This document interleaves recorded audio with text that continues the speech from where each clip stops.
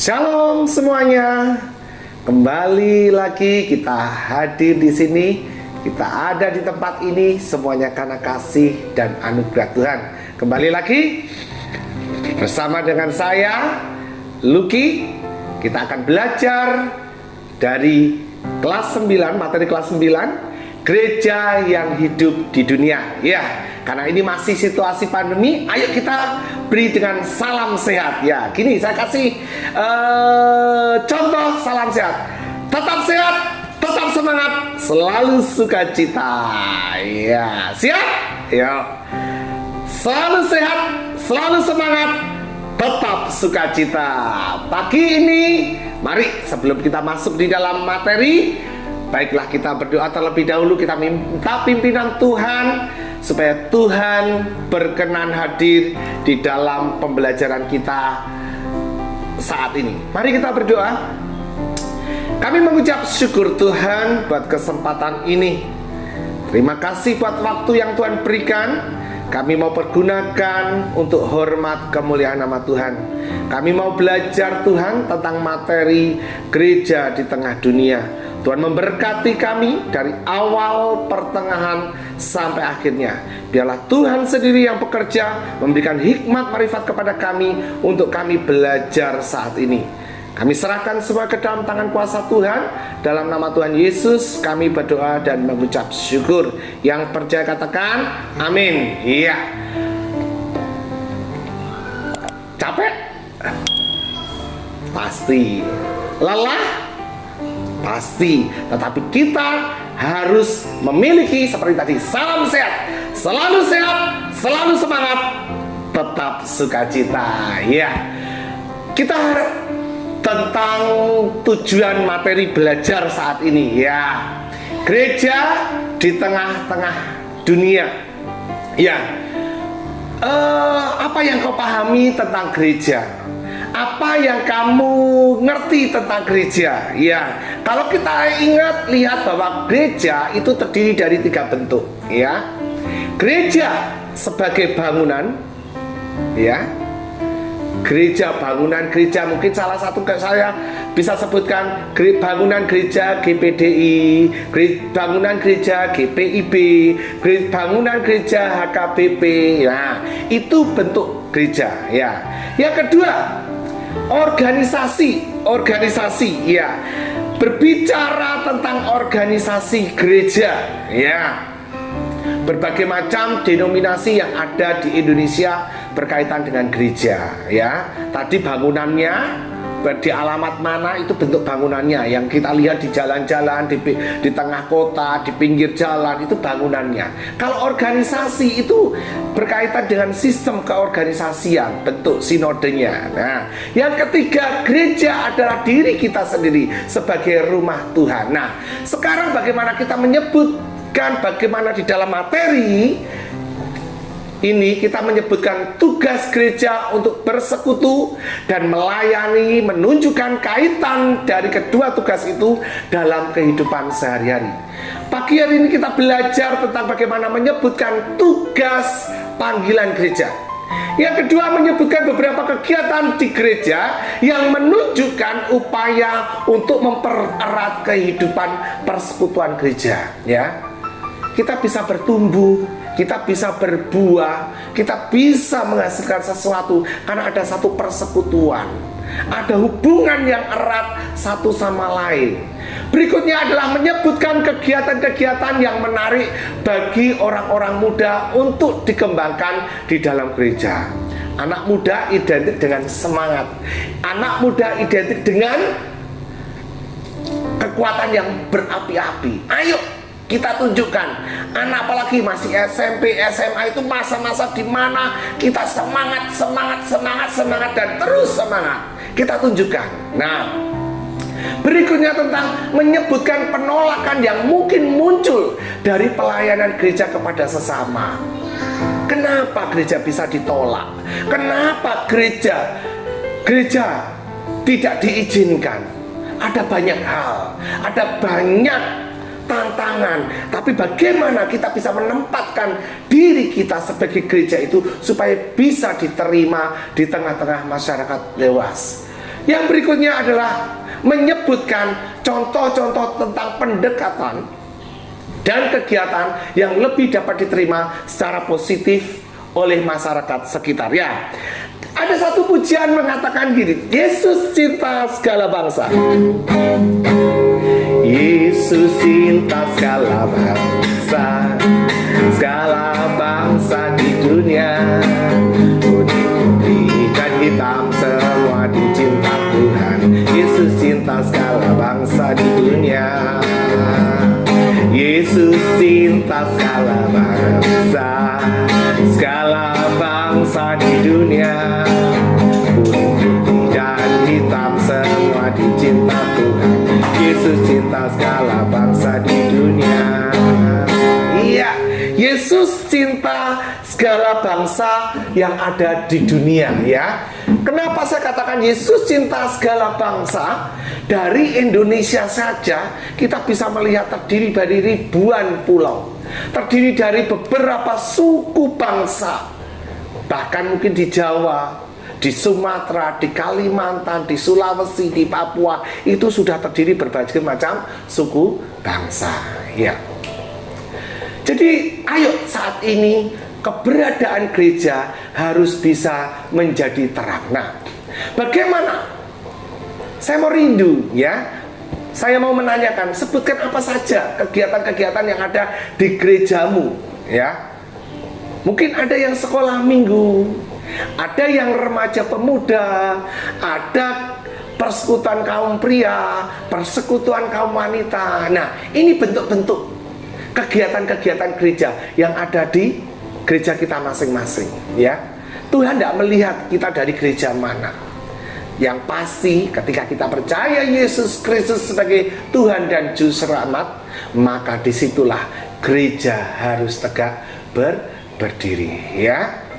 Nah, gereja kita yang kedua, kita belajar tentang gereja yang memberitakan. Nah, di dalam Kisah Para Rasul pasal yang kedua, nah, bisa dilihat gambar yang ada di sebelah kanan saya. Di sini katakan bahwa pada hari Pentakosta 3.000 orang percaya dan dibaptis. Dan pada saat itu di dalam Kisah Para Rasul pasal 2 ayat 14, demikianlah bunyi firman Tuhan. Maka bangkitlah Petrus berdiri dengan 11 rasul itu, dan dengan suara nyaring ia berkata kepada mereka, "Hei kamu orang Yahudi dan kamu semua yang tinggal di Yerusalem, ketahuilah dan camkanlah perkataanku ini." Nah, perkataan Rasul Petrus itu perkataan yang berbicara tentang keselamatan yang daripada Yesus Kristus.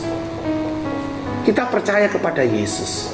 Dan pada saat hari Pentakosta 3.000 orang diselamatkan dan dibaptis.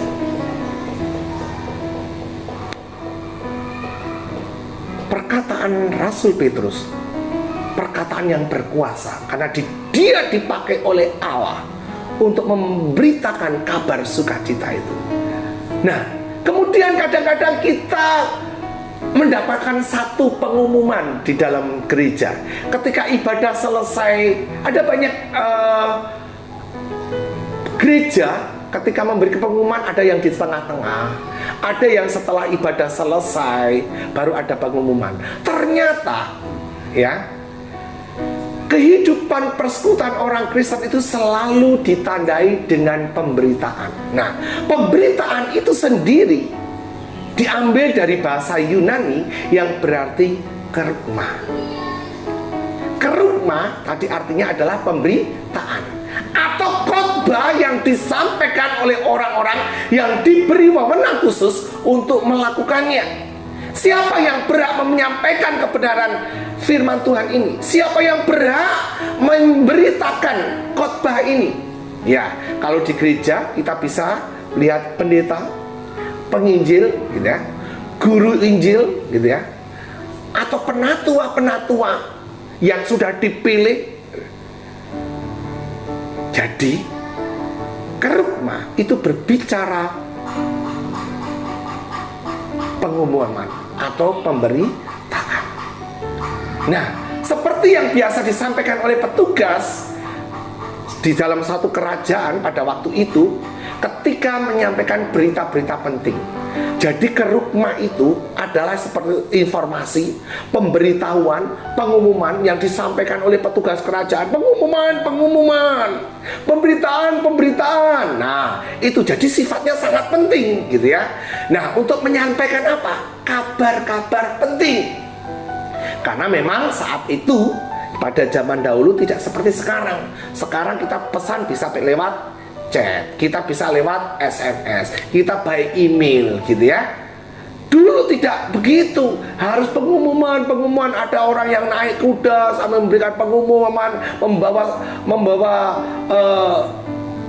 tulisan-tulisan. Nah, ini harus diperhatikan. Jadi kerugma adalah sesuatu pengumuman yang sifatnya penting. Jadi apa yang disampaikan oleh gereja tadi, jadi kerugma itu berbicara tentang pengumuman yang penting tadi seperti pada zaman dahulu. Nah, kerugma yang ada di gereja itu berbicara tentang satu pemberitaan yang sangat penting sekali, yang sangat vital, yang harus dipahami oleh umat-umat Tuhan. Apa yang disampaikan, apa yang diberitakan. Nah, pada saat itu Petrus memberitakan tentang siapa Yesus itu. Bagaimana dengan kematiannya? Bagaimana dengan kebangkitannya? Bagaimana dengan kelahirannya? Itu diceritakan. Kenapa? Sebagai umat yang sudah dipilih oleh Allah, kita harus mengenal Yesus Kristus secara pribadi. Nah, Rasul Petrus menganggap kerugma ini harus ada di dalam satu ibadah. Karena yang diinformasikan, yang diberitakan itu tentang kekristenan, yaitu pada yang terkhusus diri Yesus secara pribadi. Jadi khotbah atau di dalam ibadah itu harus menyampaikan, memberikan pengumuman tentang Yesus sebagai Tuhan dan Juru Selamat. Orang Kristen harus mengenal itu. Orang Kristen harus tahu itu. Orang Kristen harus menjalin hubungan yang erat. Nah, setelah kita memiliki hubungan yang erat dengan Tuhan, kita juga harus memiliki hubungan sosialisasi dengan orang-orang yang ada di sekitar kita. Nah, jadi kekristenan itu, kalau kita melihat salib, itu berbicara tentang hubungan pribadi kita dengan Tuhan dan membangun hubungan pribadi kita dengan sesama. Ketika hubungan pribadi kita dengan Tuhan bagus, dengan sesama pun juga harus bagus. Nah, saat ini topik-topik apa saja yang akan kita dengar dalam kerugma ketika berada di dalam kebaktian di gereja-gereja kita.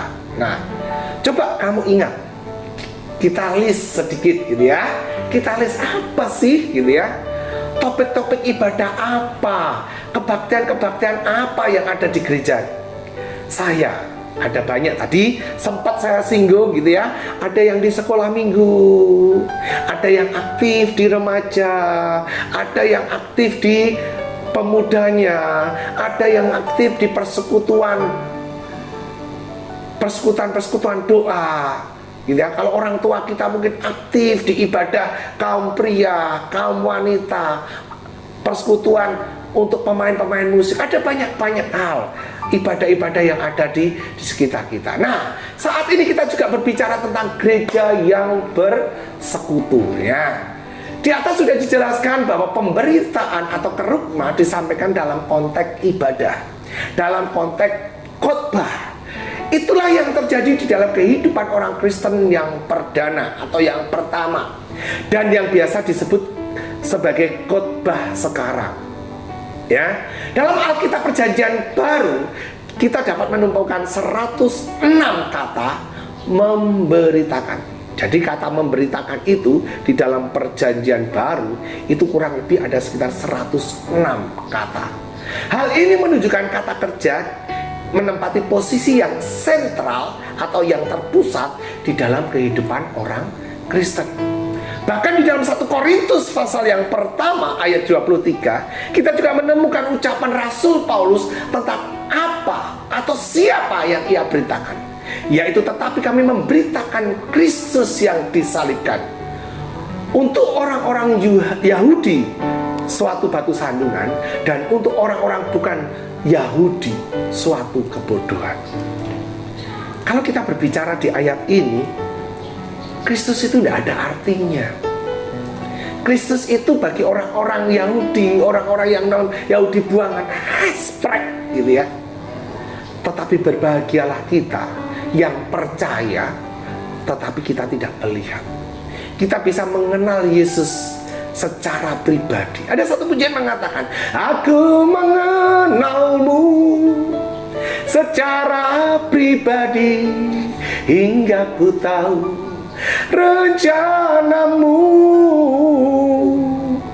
Kita kenal Tuhan kita secara pribadi hingga kita mengenal Dia lebih sungguh lagi. Ada gambar yang ada di samping saya. Nah, kira-kira tahu nggak itu gambar apa? Itu berbicara tentang apa? Nah, ini adalah gereja rumah yang ada di Tiongkok. Tiongkok tidak gampang untuk memberitakan Injil, kabar sukacita itu. Mereka berada di bawah tanah, gereja-gereja bawah tanah. Tapi mereka rindu untuk mengenal Yesus secara pribadi. Dia rindu untuk mengenal Tuhan sebagai juru selamat dia. Nah, apakah ibadah mereka sama dengan ibadah gereja kita sekarang? Tidak sama. Kita bersyukur saat ini Indonesia masih memberi kesempatan kepada kita untuk beribadah. Berbeda dengan gereja yang ada di Tiongkok tadi. Mereka untuk beribadah, untuk baca Alkitab, mereka harus bersembunyi. Mereka harus berada di bawah tanah. Mereka harus jauh dari tentara-tentara. Kenapa? Ketika mereka ketahuan, hukuman siap menanti. Ya. Ibadah orang-orang Kristen perdana pada awalnya sangat mirip dengan ibadah orang-orang Yahudi. Karena pada saat itu orang Kristen perdana masih menganggap diri mereka tidak berbeda dengan orang-orang Yahudi lainnya. Jadi dalam Kisah Rasul pasal yang ketiga ayat 1 disitu dikatakan, yaitu pukul 3 petang naiklah Petrus dan Yohanes ke bait Allah. Namun sejak pertama kali orang Kristen berkumpul pada hari Minggu untuk memperingati hari kebangkitan Yesus Kristus. Bila pada awalnya Sabat, itu hari Sabtu, ya, lama-kelamaan pertemuan hari Minggu ini menjadi acara yang paling utama dan paling penting, ya. Jadi ada banyak hal, ada banyak pemikiran. Kenapa kok ibadahnya sekarang berubah jadi hari Minggu, gitu ya? Mungkin ada pertanyaan, loh Pak, kan harusnya Sabat. Sabat itu kan Sabtu, ya. Ada banyak pemikiran, ada banyak jawaban gitu ya. Kalau saya melihatnya pada saat itu hari Jumat Agung Yesus disalib, betul kan? Nah, Yesus disalib dan pada hari yang ketiga bangkit dari antara orang mati. Jumat, Sabtu, Minggunya ini jadi satu titik kebangkitan bagi setiap kita. Nah, pada saat itulah makanya orang-orang Kristen banyak yang bergeser posisi, yang dulunya Sabtu beralih ke Minggu. Dari apa? Ketika Yesus disalib dan pada saat Yesus dibangkit, di situ banyak akhirnya orang-orang Kristen banyak beribadah menjadi hari Minggu. Nah, berikutnya hari Minggu kemudian disebut sebagai hari Tuhan. Itulah sebabnya dalam bahasa Portugis hari ini disebut Domingo atau Domingo, ya. Kemudian dialihkan bahasa Indonesia menjadi hari Minggu. Nah, itu ya. Itu ceritanya. Jadi supaya kita punya pemikiran, lu kok tahu-tahu hari Sabtu, dari hari Sabtu jadi hari Minggu, bagaimana ceritanya? Nah, jemaat Kristen mula-mula menata peribadatan mereka sesuai dengan tata cara ibadah orang Yahudi. Nah, tata ibadah yang sering kali kita lakukan itu disebut juga liturgi. Jadi kalau ada pertanyaan, apa itu liturgi? Liturgi adalah tata cara ibadah. Ada urutan-urutan, ada step-step yang harus kita lakukan sebelum kita beribadah. Nah, yaitu dalam bahasa aslinya, yaitu bahasa Yunani yang berarti liturgia. Kata liturgia itu dalam aslinya mengandung arti yaitu pelayanan militer, pelayanan imam berupa korban dan doa kepada Tuhan, dan persembahan untuk menolong orang-orang miskin. Jadi liturgia itu adalah berbicara tentang persembahan, ya. Jadi saudara, saat ini kita berbicara banyak hal, ya. Tadi gereja di tengah-tengah dunia. Kisah para rasul melukiskan bahwa hidup dalam sebuah persekutuan yang saling berbagi dikatakan, dan semua orang yang telah menjadi percaya tetap bersatu, dan segala kepunyaan mereka adalah kepunyaan bersama, dan selalu ada mereka yang menjual harta miliknya lalu membagi-bagikannya kepada semua orang sesuai dengan keperluan masing-masing. Dengan bertekun dan dengan sehati mereka berkumpul tiap hari dalam bait Allah. Mereka memecah-mecahkan roti di rumah masing-masing secara bergilir dan makan bersama-sama dengan gembira dan dengan tulus hati sambil memuji Allah. Dan mereka disukai semua orang, dan tiap-tiap hari Tuhan menambah jumlah mereka dengan orang yang diselamatkan. Gereja di tengah-tengah dunia, kalau tadi itu adalah kehidupan umat-umat Tuhan atau orang-orang Kristen perdana, mereka saling berbagi, mereka bersekutu, mereka memuji Tuhan bersama-sama, dan mereka disukai oleh semua orang. Kehidupan yang saling berbagi ini dilakukan oleh orang-orang Kristen untuk apa? Untuk mengenang kebaikan Tuhan. Untuk mengenang apa? Untuk mengenang kematian Tuhan Yesus. Sebab di dalam kematian Yesus membagikan satu kehidupan dengan manusia. Pengorbanan Yesus, kematian Yesus, korban Yesus itu bukan untuk dirinya sendiri, tapi karena kekorban Yesus, kematian Yesus itu dibagikan untuk semua orang. Ya toh? Makanya tadi pujian mengatakan, Yesus cinta segala bangsa di dunia. Kuning, putih, dan hitam, semua dicinta Tuhan. Tuhan cinta segala bangsa di dunia. Jadi kematian Yesus itu untuk dibagikan kepada semua orang. Hal ini dilambangkan lewat perjamuan makan malam yang terakhir bersama dengan murid-muridnya. Perjamuan inilah yang yakini dilakukan oleh orang Kristen dan membuat ibadah berbeda dengan orang-orang Yahudi, yaitu perjamuan kudus. Iya. Ya, siapa yang sudah menikmati perjamuan kudus? Iya. Ya, perjamuan kudus. Kekristenan menganut dua sakramen, baptisan kudus, dan yang kedua perjamuan kudus. Ya, makanya ini ciri khas kekristenan, membagikan perjamuan kudus. Digambarkan oleh kisah para rasul, yaitu ketika dilaporkan orang-orang Kristen perdana ini memecahkan roti di rumah masing-masing secara bergiliran. Ya, kehidupan kekristenan itu identik dengan berbagi. Ingat, KASIH. Berbicara tentang Kristen itu tidak lepas dari kata KASIH. Apa? Kasih. Ya, kasih dah ya. Yang namanya kasih itu. Nah, ingat, orang Kristen itu harus selalu, kenapa? Ingat kasih Tuhan. Kasih itu memberi. Ya. Kasih itu membagikan. Adakah kasih di hatimu?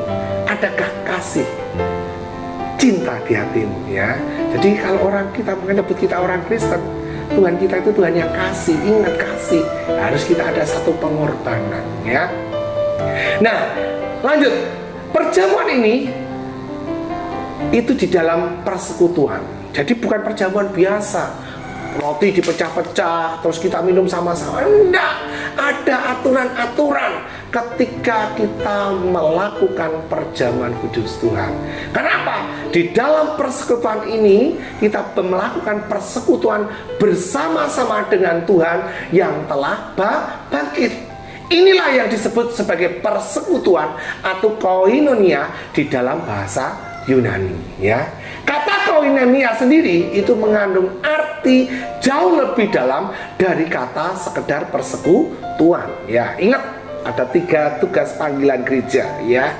Kalau dulu 3, sekarang tambah 1. Ingat, 3 plus 1. Apa itu 3 panggilan gereja? Yaitu koinonia, diakonia, marturia, dan didaskalia. Nah, kita berbicara tentang koinonia dulu. Nah, persekutuan ini menjadi semakin jelas ketika kita melihat selain perjamuan kudus, jemaat Kristen perdana juga mengadakan perjamuan kasih seperti yang dilaporkan di dalam 1 Korintus pasal yang kedua ayat 20-34. Di dalam perjamuan kasih ini, masing-masing anggota membawa suatu makanan tertentu, kemudian dimakan bersama-sama dengan warga jemaat yang lainnya. Ayo, di gerejamu pernah ada gak ibadah disertai dengan perjamuan kasih? Ya, kalau di gerejanya Bapak sering, ya. Jadi macam-macam. Apakah itu nanti menunya menu berat? Kalau menu berat berarti makanan, ya. Ada yang bawa rawon, ada yang bawa soto, ada yang bawa gulai, ada yang gado-gado. Dikumpulkan jadi satu, nanti kita makan bersama-sama, ya. Yang nggak bawa, boleh nggak makan? Boleh. Yang namanya perjamuan kasih, ingat kasih harus berbagi, ya. Ada yang bentuk perjamuan kasih kue, ya. Mau pakai apa? Ada yang bawa bolu, ada yang bawa kue talam, ada yang bawa, pokoknya macam-macam, dimakan bersama-sama. Nah, pada saat perjamuan kasih ini, ayo kita juga berbicara tentang hati ke hati. Hati ke hati. Kamu ada masalah apa? Ayo dicolek, gitu ya. Bukan ditonjok, saudara, tapi dicolek, ya. Sambil ngobrol, sambil makan, sharing. Nah, jadi ini membangun keakraban. Kenapa? Ada persekutuan, ada koinonia di dalam hidup kita. Kasih solusi. Solusinya pakai apa? Solusinya tentu solusinya harus ini, saudara. Ini sumber dari segala sumber. Ya. Beri solusi yang baik sesuai dengan kebenaran firman Tuhan. Ya. Ayo, sekarang kita belajar. Tidak harus di gerejamu, mungkin di keluargamu, atau mungkin di sekolahmu, atau di gerejamu, boleh, silakan. Ayo, kita sama-sama, kita tunjukkan kepedulian kita, kasih kita kepada sesama kita. Kita juga bicara, ya, ada banyak cara, ya, ada banyak cara kita mengadakan. Nah, sekarang ayo kita coba mengadakan perjamuan kasih. Pengen nggak kita mau mengadakan perjamuan kasih? Nah, ini juga kita gereja juga ada. Perjamuan kasih dapat diadakan sebagai bagian dari suatu kebaktian, ya. Perjamuan kasih dapat diadakan sebagai bagian dari suatu kebaktian. Banyak gereja yang menyelenggarakan sebagai bagian dari kebaktian. Macam-macam, bisa di Jumat Agungnya atau di Kamis Putihnya, gitu. Saya biasa adakan momen-momen tertentu, yaitu mungkin momen-momen tadi pada saat kebangkitan Tuhan, ya toh, kenaikan Tuhan, ibadah. Setelah ibadah kita lakukan perjamuan kasih, gitu ya. Nah, ini untuk apa? Untuk membangun keakraban, untuk membangun persaudaraan kita. Kenapa? Pada saat kita kumpul, pada saat kita sudah makan bersama, itu saatnya kita berbagi. Bukan hanya berbagi makanan, tetapi berbagi nasihat, berbagi kesaksian, berbagi kebaikan Tuhan. Tidak harus mewah. Perjamuan kasih dapat diadakan dengan keadaan sederhana. Ya, kalau memang kondisinya tidak memungkinkan, mungkin bisa bawa kacang rebus, singkong rebus, ubi rebus, gitu ya. Macam, tidak harus makanan-makanan yang mewah, makanan-makanan yang wow, gitu ya. Tapi ayo Yang pasti di dalam persekutuan itu kita undang hadirat Tuhan, kita undang Yesus hadir di tengah-tengah kehidupan kita, sehingga ibadah persekutuan kita persekutuan yang hidup. Nah, berikutnya kita berbicara tentang gereja yang tidak membeda-bedakan. Ya, sepertinya mungkin kalian berpikir, masa sih ada gereja yang suka membeda-bedakan? Tuhan yang kita sembah tidak pernah membeda-bedakan hidup kita. Tetapi kadang kala, tanda petik, beberapa orang yang ibadah suka membeda-bedakan. Nah, kisah para rasul melukiskan kehidupan umat Kristen perdana yang indah. Mereka tidak egois, mereka membagi-bagikan harta, mereka saling berbagi, mereka mencintai satu sama lain, sehingga mereka disukai semua orang. Karena apa? Gereja jadi saluran berkat, gereja jadi kesaksian. Orang-orang yang bukan Kristen di sekitar mereka melihat ini kehidupan kelompok yang aneh, yang luar biasa. Kenapa? Berbeda dari kumpulan-kumpulan kebanyakan. Gereja memberikan dampak. Gereja menjadi terang bagi orang-orang yang ada di sekitarnya. Sehingga di sini akhirnya apa? Banyak orang yang melihat kebaikan Tuhan dinyatakan. Banyak orang yang bisa menerima ini, wow. Dan akhirnya gereja diterima di tengah-tengah masyarakat. Mereka disukai karena apa? Kebaikan hati mereka bisa dilihat. Ketika orang lain melihat kebaikan kita, ada Yesus yang keluar dari hidup kita. Ya, menggambarkan bahwa kita sebagai terang dunia. Dalam perjamuan kasih ini tergambar persekutuan yang sangat erat dan mendalam antara orang Kristen perdana. Mereka tidak membeda-bedakan di antara mereka.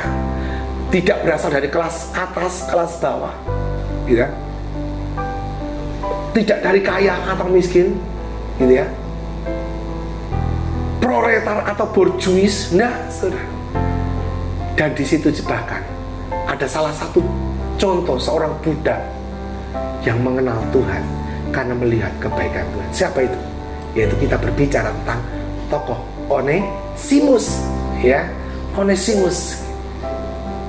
Dia tahu, dia mengenal Tuhan karena melihat kebaikan Tuhan pada saat itu terlihat dari orang-orang pada zamannya. Di dalam Galatia 3 ayat 28, Rasul Paulus berbicara, dalam hal ini tidak ada orang Yahudi atau orang Yunani, tidak ada hamba atau orang merdeka, tidak ada laki-laki atau perempuan, karena semua adalah satu di dalam Kristus Yesus. Ya, kita bersyukur, ya. Kita bersyukur memiliki Tuhan yang luar biasa. Yesus cinta kita semua. Yesus, ya. Atau kita ada satu lagu, kita ini lihat, ya. Ku tak pandang dari gereja mana,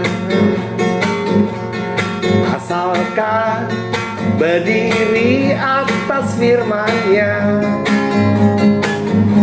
Kalau hatimu seperti hatiku, kaulah saudara dan saudariku.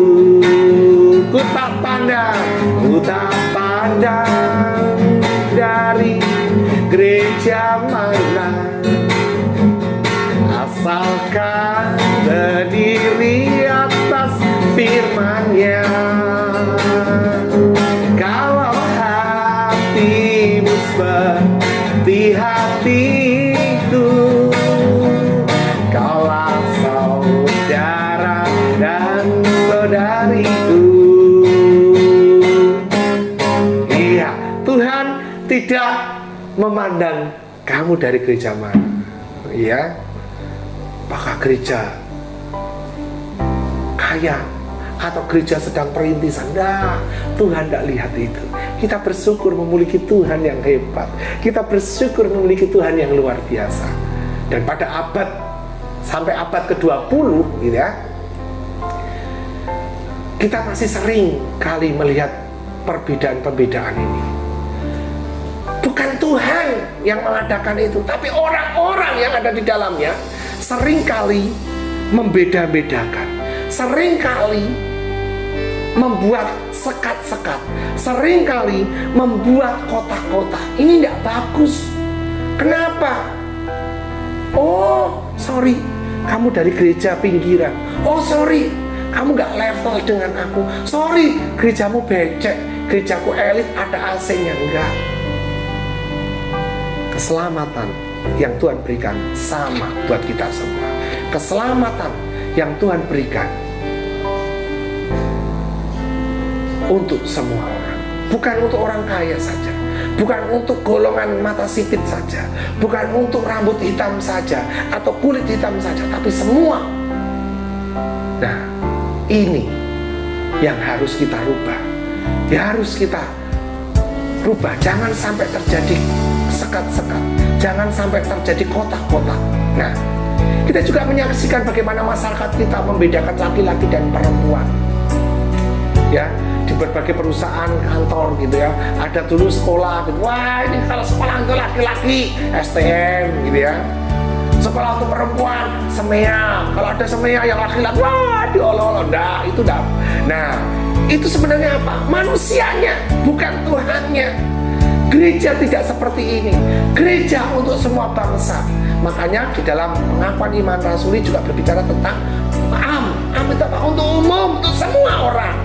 Nah, ayo kita berbicara tentang kehidupan kekristenan yang jadi berkat, tidak membeda-bedakan. Gereja, sekali lagi, tidak membeda-bedakan. Ya, di banyak keluarga anak-anak perempuan banyak yang belum dapat menikmati kesempatan yang sama untuk mengenyam pendidikan seperti anak laki-laki. Dulu di Jawa juga begitu ya. Kalau perempuan itu dipingit, disimpan, karena nggak usah tinggi-tinggi pendidikannya, nggak usah sekolah-sekolah, toh nanti ending-endingnya jadi ibu rumah tangga. Perempuan itu di rumah saja. Enggak. Indonesia sudah luar biasa. Indonesia sudah pernah memiliki presiden perempuan. Siapa dia? Iya, Ibu Megawati Soekarno Putri. Itu contoh. Sekarang banyak jenderal juga perempuan ada, ya. Pimpinan-pimpinan lembaga perempuan, gitu. Banyak yang didominasi dengan perempuan. Nah, sekarang adakah sekat-sekat di gerejaku? Kalau berbicara adakah sekat-sekat di gerejaku, ini yang dapat menjawab adalah kalian sendiri. Saya sebagai seorang guru, saya berusaha tidak memberikan kesempatan, ruang untuk sekat-sekat ini. Bagi saya, laki-laki dan perempuan sama. Bagi saya, kalian adalah umat-umat pilihan Tuhan yang luar biasa.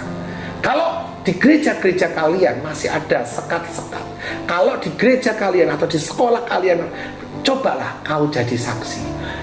Jadi saksi, belajar dari dirimu sendiri. Supaya apa? Sekat-sekat itu nantinya bisa terbongkar. Supaya sekat-sekat itu dibukakan. Orang Kristen harus jadi berkat. Orang Kristen harus jadi terang dunia. Nah, tapi bagaimana dengan kenyataan yang ada? Bagaimana dengan kenyataan yang kita lihat? Ada titik balik. Pengorbanan Yesus yang luar biasa, kasih Tuhan yang luar biasa yang diberikan untuk semua orang, dibatasi oleh sekat-sekat yang dibuat oleh manusia.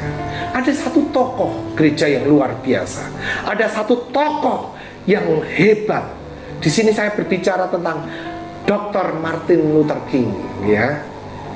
Dia memiliki satu perjuangan yang luar biasa. Pendeta Dr. Martin Luther King Junior ini adalah seorang pendeta gereja baptis. Dia adalah tokoh pejuang hak asasi manusia di Amerika Serikat itu. Dia berjuang untuk hak-hak orang-orang kulit putih yang tidak dianggap sebagai manusia yang setara dengan orang-orang kulit putih. Karena mereka adalah keturunan Buddha. Jadi, pendeta Dr. Martin Luther King ini dia berjuang. Ya, kalau di Afrika Selatan kita berbicara siapa? Siapa? Tokoh siapa? Tokoh apartheid itu siapa namanya? Halo? Ayo dicari. Nah, coba dicari yang dari Afrika Selatan. Tokoh pejuang apartheid. Ya, saya akan kasih tahu supaya kalian belajar. Siapa sih? Nah, sekarang sudah anak zaman now. Gak perlu cari buku, cari di googling, cari di Yahweh, pasti ketemu ya. Nah, pendeta Martin Luther King ini pun juga begitu. Di Amerika, cuma dia pelayanan dan perjuangannya asasi manusia di Amerika Serikat.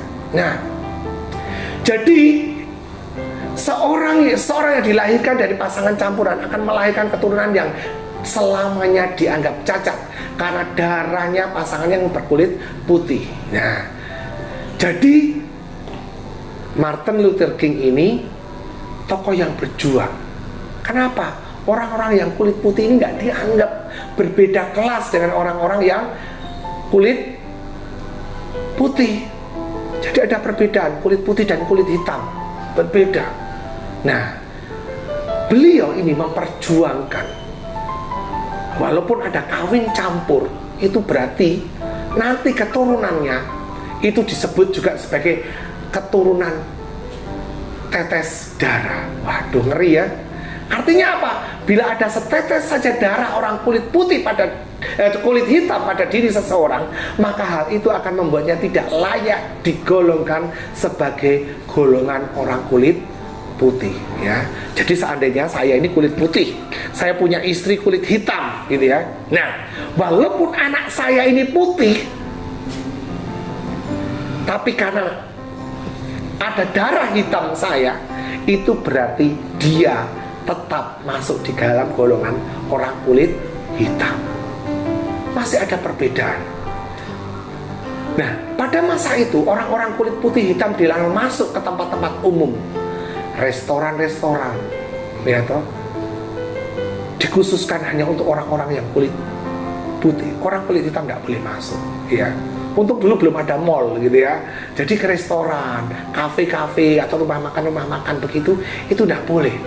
Nah, gereja mereka pun juga dipisahkan. Ada gereja kulit hitam, ada gereja kulit putih. Nah, ini kan bahaya sekali. Akhirnya apa? Apakah gereja jadi berkat? Tentu tidak, begitu ya. Jadi di situ katakan bahkan bila mereka naik bus, mereka harus duduk di belakang. Coba sampai naik bis saja, mereka tidak boleh duduk di tengah atau di depan. Mereka harus di belakang, duduk, diem, ngeri kali gitu ya. Nah, ini kan tidak bagus. Coba seandainya itu terjadi di sekolahmu, yang hitam di belakang semua, yang putih di depan gitu ya. Bahaya juga ini ya. Nah, dan di sini katakan bahwa mereka harus berdiri dan memberi tempat duduk mereka ketika ada orang kulit putih masuk. Jadi mereka tidak punya hak, dia tidak dianggap, mereka tidak dihargai, ya. Bahkan di sini katakan, meskipun ada seorang laki-laki gitu ya, muda, kuat gitu ya, kulitnya putih, walaupun yang duduk di bis itu ada tua-tua kulit hitam, mereka harus pergi. Tidak seperti itu. Jadi ini adalah ada sekat-sekat, ada kotak-kotak yang sangat kuat, ya, yang nyata, yang kelihatan. Padahal sebagian besar orang Amerika itu beragama Kristen. Nah, kalau kekristenan ini masih demikian, kalau kekristenan ini bentuknya tersekat-sekat, ada diskriminasi, kira-kira apakah kekristenan ini bisa menjadi berkat? Apakah kekristenan ini bisa maju? Apakah kekristenan ini bisa menjangkau bilangan jiwa? Tentu, justru di sini akan menjadi titik kehancuran. Bahkan pada suatu malam yang dingin di kota Montgomery, Alabama, Amerika Serikat, pada saat itu bulan Desember tahun 1955, seorang perempuan kulit hitam yang bernama Rosa Parks menolak untuk menyerahkan kursinya di bus kepada orang kulit putih yang baru naik. Hari itu ia sangat lelah setelah bekerja seharian di sebuah toko. Karena ia menolak untuk berdiri, si sopir ini menghentikan busnya dan bertanya, "Tidakkah kamu bisa berdiri?" Jadi begitu diskriminasi ini sangat kuat pada saat itu. Dan si sopir ini katakan, ketika mendapat jawaban, "Tidak, saya tidak akan berdiri dari kursi ini." Apa yang dikatakan sopir? "Saya akan laporkan Anda ke polisi dan Anda akan ditahan." Loh, ada dampak yang luar biasa. Ya toh, begitu kuatnya diskriminasi pada saat itu. Dan luar biasa. Saat itu si Rosemary katakan, "Silakan." Dan memang benar, Rosa Parks ini ditahan dan mendapatkan denda pada saat itu $10. Nah, dari titik balik ini terjadi gerakan anti diskriminasi yang besar-besaran di seluruh Amerika Serikat. Dan pada saat itu pendeta Dr. Martin Luther King mengorganisasi sebuah boikot terhadap bus yang kemudian menyebar ke seluruh wilayah selatan Amerika Serikat. Dan saat itu pendeta Martin Luther King menggerakkan gereja dan orang-orang kulit putih untuk melawan undang-undang yang menjadikan mereka bukan warga negara. Dan luar biasa dampaknya. Pada tanggal 28 Agustus 1963, ia mengadakan mars di Washington, sebuah unjuk rasa menuntut hak-hak orang-orang kulit putih untuk pekerjaan dan kemerdekaan. Dan kalian tahu, unjuk rasa ini diikuti kurang lebih 200 sampai 250 orang. Dan kebanyakan mereka adalah orang-orang kulit hitam. Dan juga akhirnya orang-orang kulit putih yang peduli, orang-orang kulit putih yang memberikan apresiasi, mereka juga ikut bersimpati dan memperjuangkan hak-hak mereka. Apakah ada dampaknya terhadap pendeta Martin Luther? Pasti. Diancam, diteror, bahkan mau dibunuh. Dan luar biasa, karena dia tetap berpegang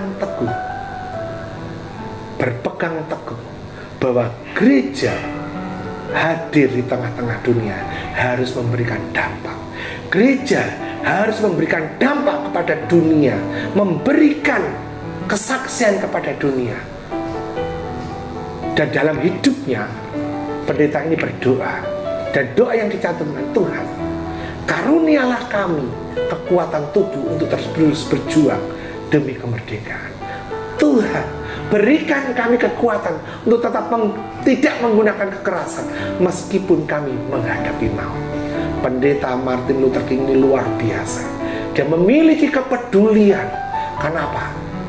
Dia berprinsip gereja harus berdampak. Prinsip anti kekerasan yang diberlakukan pada pendeta King didasarkan oleh siapa? Karena ajaran Tuhan Yesus mengatakan, "Janganlah kamu melawan orang-orang yang sudah berbuat jahat kepadamu."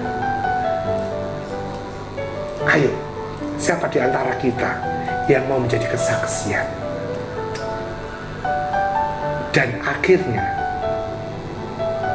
apa yang dialami oleh pendeta Dr. Martin Luther King? Dia dibunuh pada tanggal 4 April tahun 68 oleh orang yang membencinya. Dan ketika ajal menjemput, pendeta Martin Luther King katakan, "Saya memaafkan orang. Saya memaafkan orang itu." Seperti perkataan Yesus di atas kayu salib. "Ya Bapa, ampunilah mereka, sebab mereka tidak tahu apa yang mereka berbuat." Nah, perjuangan pendeta Dr. Martin Luther King bisa kita lihat. Siapa tokoh kulit hitam yang pernah menjadi Presiden Amerika? Please always remember it. Ingat nggak? Who is he? Siapa dia? Obama. Dia tokoh kulit hitam yang pertama kali menjadi presiden Amerika, ya, Barack Obama. Dan dia menjadi presiden yang ke-44. Yang akhirnya pada tanggal 4 April tahun 68, orang yang sangat membenci Martin Luther King ini membunuh dia. Dan pada saat ajal menjemput, Pendeta Dr. Martin Luther King katakan, saya memaafkan orang tersebut. Saya teringat akan perkataan Tuhan Yesus di atas kayu salib. Ya Bapa, ampunilah mereka, sebab mereka tidak tahu apa yang mereka perbuat. Dan dari pengorbanan dan perjuangan Pendeta Dr. Martin Luther King, Amerika memiliki satu momen yang luar biasa, yang tidak bisa dilupakan oleh dunia. Tokoh kulit hitam pertama yang menjadi presiden Amerika. Ingat nggak? Masih ingat siapa presiden Amerika? Yaitu Barack Obama. Dari perjuangan satu tokoh ini memiliki dampak yang luar biasa, memiliki satu kesaksian yang luar biasa. Karena kasih Tuhan, kemurahan Tuhan, kebaikan yang dirasakan oleh Pendeta Dr. Martin Luther King ini bisa disampaikan, dibagikan kepada semua orang, khususnya di Amerika Serikat, sehingga Amerika Serikat bisa mengerti akan segala kebaikan Tuhan. Bagaimana kehidupan dengan gerejamu? Apakah ada anggota-anggota gereja yang menunjukkan kesetiaan, yang menunjukkan ketekunan di dalam berdoa, yang rela berjuang, berkorban untuk pelayanan, untuk kehidupan orang-orang yang ada di sekitar? Coba kita berdiskusi, ya. Coba kita berdiskusi. Di sini kita bisa berdiskusi dengan teman chatting kita. Sekarang tidak bisa, kita harus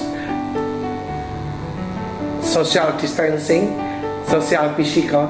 Jadi kita harus, ya, bisa kita tanyakan satu sama lain ke teman-teman kita via WhatsApp, via Line, atau via Instagram, gitu ya, macam-macam, ya.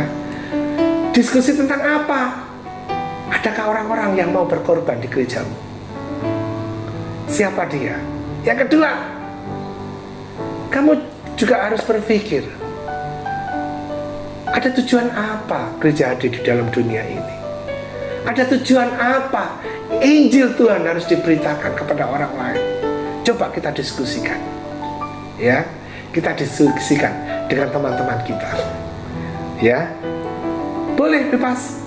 Mungkin teman bermain, teman sekolah, atau teman mungkin chatting, kita bisa tanya, beri, ya. Berikutnya kita akan di dalam penilaian. Nah, coba jelaskan bagaimana praktik liturgia atau pelayanan di gerejamu berkaitan erat dengan koinonia atau kehidupan persekutuan anggota-anggota gerejamu. Nah, bagaimana praktik liturginya atau pelayanan di gerejamu berkaitan dengan koinonia? Kamu apa? Mungkin kamu yang pintar main musik, bisa memainkan alat musik di dalam persekutuan doa remaja. Yang suaranya bagus, bisa jadi song leader. Yang mungkin masih dipersiapkan untuk jadi song leader, bisa jadi backing vokal, singernya. Macam-macam, ya. Bisa, ayo coba jelaskan. Nah, apakah kehadiran orang-orang Kristen di gerejamu itu menyenangkan bagi orang lain? Jika iya, jelaskan. Nah, jika tidak, juga jelaskan, ya. Jadi ini ada positifnya, ada negatifnya. Jika bisa jelaskan. Nah, sekarang tadi ada tokoh yang kita bahas, siapa? Pendeta Dr. Martin Luther King. Itu menunjukkan perjuangan hak-hak asasi manusia demi menciptakan suatu persekutuan manusia yang lebih adil. Bahkan ia pernah mengatakan, Injustice anywhere is a threat to justice everywhere. Artinya ketidakadilan dimanapun juga adalah ancaman kepada ketidakadilan di mana-mana. Ya, apakah gerejamu sudah terlibat dalam tugas tersebut? Coba ceritakan apa yang sudah dilakukan. Apabila gerejamu belum terlibat dalam perjuangan itu, apa yang menjadi penyebabnya? Pertanyaan keempat, ya, persekutuan di dalam gereja perdana merupakan ikatan yang erat antara warga jemaat yang terdiri dari orang-orang yang kekurangan maupun orang-orang yang berkecukupan. Bagaimana dengan gereja? Bagaimana dengan orang-orang yang memiliki kekayaan atau dengan jemaat yang miskin? Ya, bagaimana? Apakah sudah peduli? Sudah adil? Nah, bisa kalian tulis, renungkan, sharingkan, cari solusinya. Yang kelima, perubahan apakah yang dapat ditimbulkan dari keberadaan gerejamu terhadap masyarakat sekitar atau orang-orang di luar gereja? Apakah gerejamu sudah menjadi terang dan garam dunia? Mari silakan. Nah, oke. Dari materi yang sudah kita bahas ini, bab 2 ini, gereja tidak hadir untuk diri sendiri. Dalam bab ini kita melihat hal-hal yang dikerjakan oleh gereja, yaitu tentang liturgi, kerugma, dan koinonia. Ketiga kata ini masing-masing berarti tata ibadah atau ibadah itu sendiri, pemberitaan dan persekutuan. Kita sudah melihat bahwa ketika kegiatan ini saling terkait erat sehingga tidak dapat dipisah-pisahkan. Gereja harus memberitakan Yesus Kristus yang menebus kita dan mempersatukan kita. Persekutuan ini harus terwujud di dalam persekutuan hidup kita, bukan hanya dengan sesama orang Kristen, tetapi juga dengan orang-orang lain yang berbeda keyakinan dengan kita. Oke? Mari kita akan akhiri pembelajaran kita saat ini, dan kita akan berdoa. Kita minta pimpinan Tuhan, apa yang kita pelajari bisa kita terapkan di dalam kehidupan kita sehari-hari. Mari kita berdoa. Terpujilah Allah kekal sampai selama-lamanya. Kami mengucap syukur buat pembelajaran kami saat ini. Kami rindu kami menjadi gereja yang menjadi saluran berkat. Kami gereja yang hidup di tengah-tengah dunia harus menjadi terang dan garam. Jadikan kami Tuhan gereja yang bersaksi. Jadikan kami Tuhan orang-orang yang menjadi saluran berkat. Terima kasih buat materi kami saat ini. Tuhan memberkati kami dan pertemukan kami di pembelajaran-pembelajaran berikutnya. Di dalam nama Tuhan Yesus Kristus kami mengucap syukur dan berdoa. Amin. Oke, sampai jumpa, sampai bertemu di pembelajaran berikutnya. Tuhan Yesus memberkati.